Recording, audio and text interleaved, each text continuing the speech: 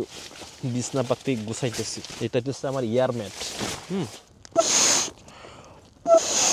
প্রায় 50-60টা ফু দিতে হয় এটা আসলে ফোলানোর জন্য। এটা হচ্ছে আপনার হাওয়ার বালিশ,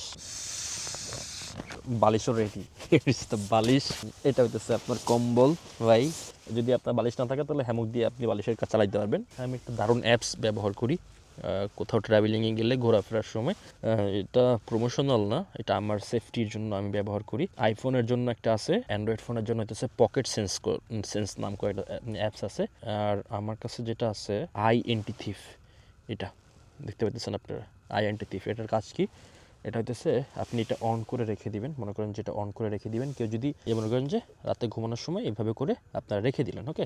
এখন যদি কেউ ফোনটা ধরে, এটা এটা সাউন্ড করবে।